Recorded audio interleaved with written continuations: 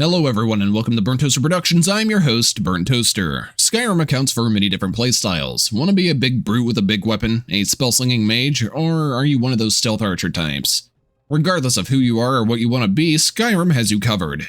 After thinking about it for a bit, I wondered if it was possible for me, specifically, to beat Skyrim as a thief. What does that entail? Let me tell you.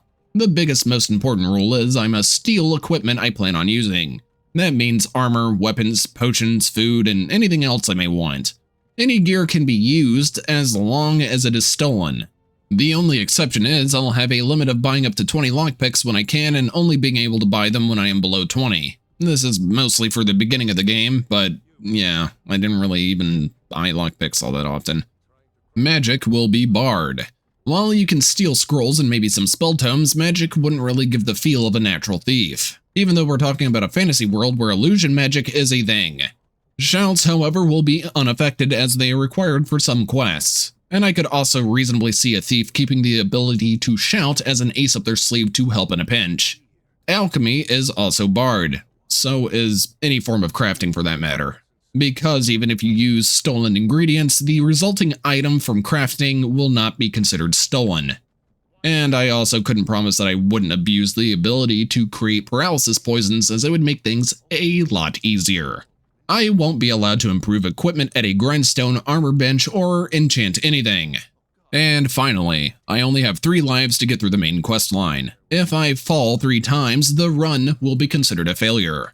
Before any of you ask in the comment section, I'll be playing on the Adept difficulty, which is due to the higher difficulties increasing the amount of damage I take and decreasing the damage I deal.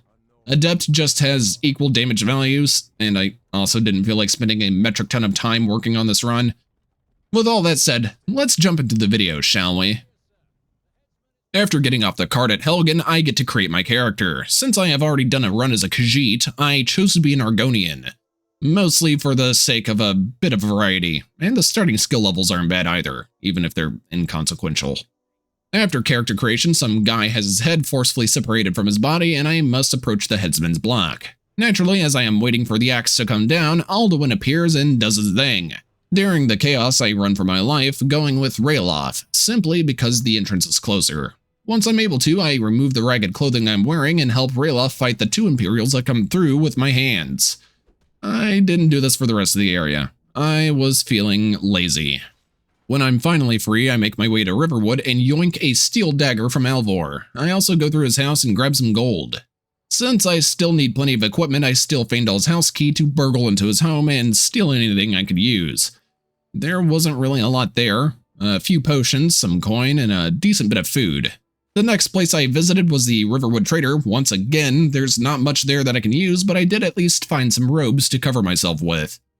Feeling like I'm not going to make much progress looking through a small village, I head to Embershard Mine to level up a bit. I'm aiming for a stealth build, hence why I decided to steal the dagger rather than any other weapon from Alvor. Once I get that times 15 damage perk, daggers will become fairly viable to use. But I also wanted a bit of an uphill battle and a sort of punishment for being too eager to jump face first into battle or getting detected.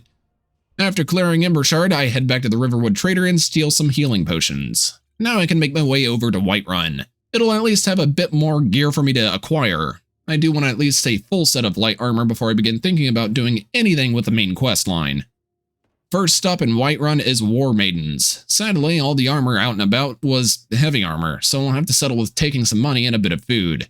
Afterwards, I go to Arcadia's Cauldron to steal some more potions. I then take a bit of time to look around Jorvaskr and find no armor. Disappointed, I go to Dragon's Reach and finally nab some armor that I can use. It's far from perfect, but it'll work. I then go to the Drunken Huntsman to steal a pair of leather boots. With the boots acquired, I decided to continue my thievery in solitude, grabbing an Imperial Light helmet, some more potions, and a Dwarven dagger. I almost have a complete set of armor, so I decide to go to Riften. I still need some bracers or something to put on my arms, and Grelka's stall usually has some armor just sitting out. Once I'm fully kitted out, at least at this point, my 2 hours of searching is finally over. I can go back to Whiterun and focus on the main quest. I talk to the Jarl about the dragon attack in Helgen. He points me to Farengar, who I may be able to help out with a little project. My task is to simply retrieve an old stone from Bleak Falls Barrow. On my way to Bleak Falls, I came across some bandits. Well, since I'm going for a stealth build, I saw this as the perfect opportunity to practice sneaking. I seemed to be nearly blind though, as I hit a poor defenseless tree 2 times before I could hit the bandit leaning against it. Of course I got spotted, so I had to basically stand up and go loud and take out the other one that was outside. The bandit inside the tower I left alive, as I didn't want to go through the headache of dealing with them. Bandit Palooza isn't over just yet though, as there are more bandits outside Bleak Falls. Just like last time, I started quiet, broke stealth, and had to get into combat. It's more than likely due to my sneak skill not being that great, and my terrible positioning. Oh well, time to enter the dungeon properly. I tried to be sneaky with the 2 bandits around the entrance and, well, as you can guess, that didn't work out too well. I got detected because I made a poor decision. Right now, the combat isn't difficult to deal with. However, I better start shaping up before I get myself into an impossible situation later down the line. I tried to sneak attack the bandit in the little puzzle room and even mucked that up. Leave it to me to unintentionally do something as stupid as a forward-powered attack from stealth only to alert my enemy by touching them and doing minimal damage. Moving on, I once again crapped the bed. I was trying to use stealth to my advantage against the giant frostbite spider. Sadly, as it was coming down, it detected my presence, walked up to me, felt that I was there, and initiated combat. The biggest reason I was attempting stealth was simply because this spider bites pretty hard and has the ability to poison. The 2 together are pretty dangerous. I'm also not dealing a lot of damage, and I have terrible armor. I actually had to run back and wait an hour because my health was pretty low. I didn't want to waste the little scraps of healing supplies on this single fight, since, you know, this is the first dungeon. Returning to the spider, I found it staring pretty hard at a corner. I was able to sneak up behind it and finish it off with a couple of sneak attacks. With the spider defeated, I cut Arvel down twice, take the claw off his body since it's required, and continue on. A great thing about this dungeon, and ones like it, is the fact that leveling sneak is pretty easy. Sleeping Draugr are safe bets to practice stealth on, especially early in the game. They're still pretty weak at this point, so if you mess up, it's not a huge deal. Once I have made my way through the Draugr-infested ruins, I reach the end. I was a little concerned regarding how well I'd do against the boss here, but I was able to defeat him and grab the stone. Time to return to Farengar. When I have given him the stone, a report of a dragon sighting has reached Dragon's Reach. The Jarl tells me to join Irileth in hunting the thing down. When the oversized farm tool makes an appearance, I make an effort to simply stay alive, staying in the tower while it flies around, but rushing out once it lands. That is, until I get pretty hurt, then I kind of run back and cower in the tower. Eventually, Irileth and the boys defeat the dragon, and I consume its soul. Heading back to Dragon's Reach, I tell the Jarl what happened, and he points me to the Greybeards up in High Hrothgar. Making my way to High Hrothgar is a bit of a journey, mostly due to the distance, as not much really happens on the road. Except I did get through most of Hilgrun's tomb to level sneak some more. I only turned back at the end because I know how much of a hassle the fight can be. I also stumbled upon Maik and stole his skooma. Before you know it, I've reached Ivarstead and can begin climbing up the path to meet the Greybeards. Naturally, the path is dangerous as I come across a snowy saber cat and a couple of ice wolves. Oh, and that frost troll, but that one's pretty easy to avoid as long as you're aware of it. Anyway, I make it to High Hrothgar and the Greybeards wish to train me further. After training is done, they give me one final test, and that is to grab the horn of Jurgen Windcaller. When I have made it to Ustengrav, I have an opportunity to use stealth to my advantage. And for once I didn't muck anything up. I was actually able to stealth my way through the entirety of the dungeon. As usual, the horn isn't there, and I must go back to Riverwood to find out who took it. However, instead of being a normal day in Riverwood, those Dragonborn cultists showed up, went hostile after their little speech, and I ran away. Poor Alvor met his untimely demise, along with one of the Whiterun guards. With the excitement over, I went to the inn and decided to pickpocket Delphine. I got pretty lucky as she had an elven dagger that I was able to relieve her of. And I knew better than to push my luck, so I stopped while I was ahead. She gave me the horn and I went back to the Greybeards so they could formally recognize me as Dragonborn. Since the horn has been delivered, I went back to Delphine, who tells me we're to kill a dragon in Kynesgrove. Making my way to Kynesgrove isn't all that eventful. It didn't even take that long to reach the place, in all honesty.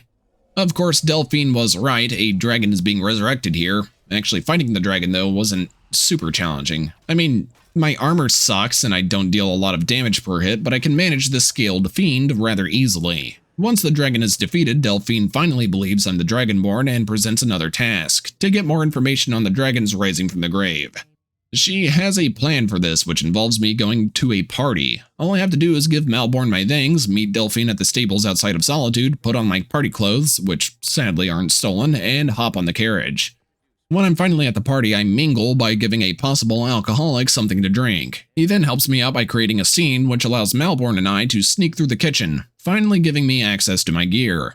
I had a miniature heart attack because my dagger was appearing to not be stolen anymore. Thankfully, that wasn't the case. I have no idea why the menu was treating it like a normal object in the chest, but whatever, I guess.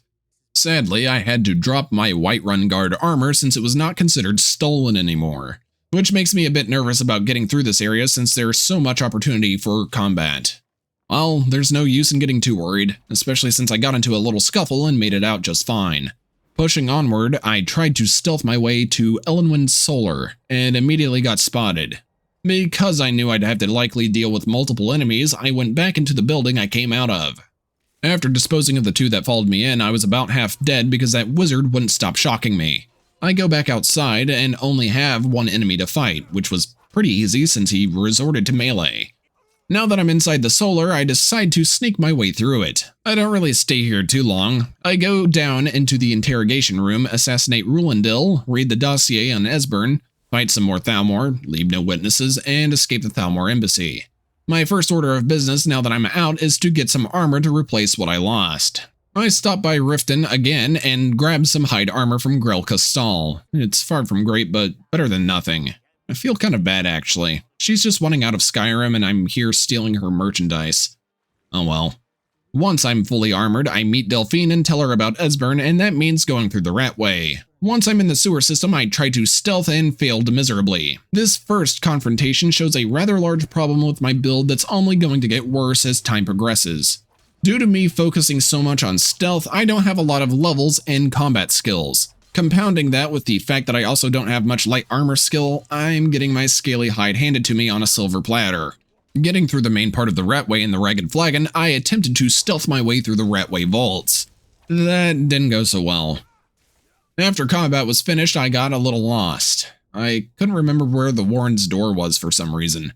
Finally, I find the door and also find Esbern within the Warrens. Now that Esbern has been collected, we sneak our way out. Exiting the Riften sewer system, all I have to do is bring him to Delphine. They then have a discussion about what to do next, which is finding Alduin's Wall and Skyhaven Temple.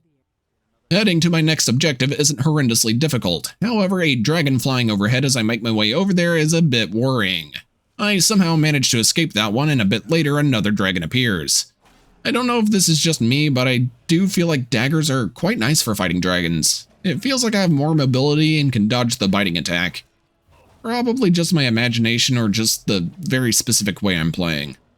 Anyway, with the dragon defeated, I get over to Karthspire. When I approached, a frost dragon was wreaking havoc on the Forsworn in the area. Of course, not long after finding it, it was defeated. After defeating the meat pinata, Delphine, Esbern, and I head inside. Besides a couple of Forsworn being present, there wasn't all that much danger. I solved the puzzles pretty easily and found myself with a blood seal, which is also, it's a blood seal. I don't really have to explain it, honestly. Inside Skyhaven, we find the wall, which details a shout was being used to defeat Alduin. Without any further leads, I have to go back to the Greybeards and ask them about it. They're not keen on the idea, but decide that I must talk to Parthenax up at the summit since he's the only one that can answer my question. The trek up the summit wasn't all that bad. A few ice wraiths, and that's about it. Having reached the summit, Parthenax swings on by to tell me that there's a time wound here, and I need an Elder Scroll to learn the Dragonrend shout, because his dragon mind can't even comprehend it. So I ask the Greybeards where I may find an Elder Scroll, and they tell me that more than likely the College of Winterhold has something, which leads to the one area I get a little nervous about, but more on that later. In order to actually enter the college, I must shout to demonstrate that I am indeed Dragonborn. After being accepted, I head to the library and talk to Urag. Naturally, the college doesn't have an Elder Scroll, but it does have some books on them. Once I'm done smashing my head into the book to absorb its knowledge, I ask Urag about the ruminations on the Elder Scrolls book. He then tells me to go and find Septimus Cygnus, the book's author. All I have to do is, go out into the ice fields and hope to God I find him. and then see if he may know where an Elder Scroll is, which he does. It's somewhere in Blackreach, and the place is crawling with Falmer as well as dwarven animunculi. The journey to the Dwemer ruins was rather terrifying. Right outside of Winterhold there was a snowy saber-cat. I tested the waters by engaging it in combat for just a bit, but quickly felt like if I had stood my ground, I'd be eating snow for the rest of time. And that cat would be wearing my entrails. Since I have limited lives and also have no real combat skill, I ran for my life. Thankfully, it seems the cat got distracted by an ice wraith or a wolf, but it's better either one of them than me. Having escaped immediate danger to my life by scurrying away like a blue-tailed skink, I head to Alftand. Since I have specialized so heavily in stealth, I took the opportunity I had in front of me to sneak through the ruins, which got me through the place without too much combat. There were a couple of times I was detected, but usually the enemies were already weakened by a sneak attack, so their ability to exist would end shortly after. Although there was a time I jump-scared myself by jumping down from a platform and landing directly next to a Falmer. Out of pure panic, I took it out with a sneak attack. Both one of my proudest and most embarrassing moments so far. After this point, Falmer are pretty much the main enemies I have to fight, besides the occasional couple of animunculi.